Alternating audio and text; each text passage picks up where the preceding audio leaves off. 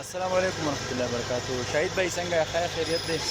او د شاهد والد صاحب ته هم یم هغه جومات چې دی نو هغه د موږ شهید کړی دی او د هغې دپاره چې هم دی نو کار کولو دی. دا چې دا ملګري راغله دا د بور راورسېدو په بور به شروع کېږي.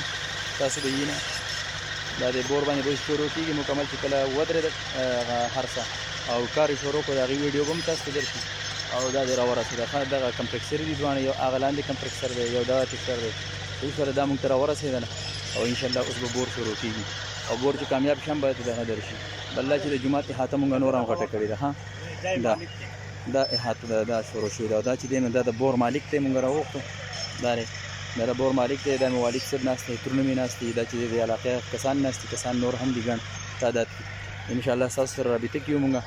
او ما چې ته کومه خبره کړې وه که نه، یعنی دا د 20-22 د ګروپو خبره نه ده. خبره موږ ته نور هم ګرځي چې جومات احاطه موږ غټه کړله او هغې کې چې دی نو اوس لکه د دې بور خرچه هم زیاته ده. د اوبو د خرچې سره سره چې دی نو دلته ورته وګوره دا ونې مو ورته هم وویلی. دغه ونې دي په هغه جومات مخې ته چې ولاړې وي دا مو ورته وویلی. جومات دپاره هم د 1,000 روپو خرڅ کړې ده. بیا دا احاطه مو ورته دونه غټه کړله د هغه ځای پورې ښکته، ځکه چې جومات صحیح نه راتلو. نو مونږ د شاول سره خبره وکړه، نو وړوکی شاول کار نه و. هغه وویل چې یاره په دې باندې به راځي تقریبا لکه یوه ګنټه چې دی نو دا به ماله 3,000 روپۍ راکوی. صحیح شوه. نو نن د تیلو ریټ نور هم ختلی. نو نن چې د غټ شاول سره خبره وکړه نو هغه وایي چې ماله به 5,000 ورځ راکوی. صحیح ده. نو شاول به هم راځي انشاءالله، کیدای شي د سهاره پورې شاول هم راشي. نو په هغې چې ما حساب وکړو که نه نو ځکه دا ګټې دي، دا تاسو وینئ که نه، خو تاسو لیدلې هم وایي دا ګټې دي.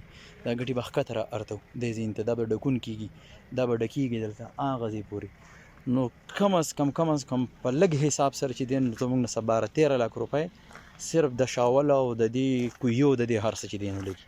بیا بقایه زموږ سره لکه د جومات د شروع کېدو دونه بقایه زموږ سره ګیپ نه پاتې کېږي. صحیح شوه. نو ما چې زه ستاسو سره رابطه وکړم او ستاسو سره ویډیو جوړه کړم، دغه د زما نور سامان هم اوس راوړم. د کوی چې کوم سامان لګي هغه راوړم، موټر راوړم، ټینکی راوړم، د هغې سره چې کوم سامان دی هغه راوړم. حاجي صاحب ستاسو نه د زړه د تل ناپیل دی. یو پیر راغلی اوس که بار بار ستاسو راتلو ته به انشاءالله العزیز ضرورت نه.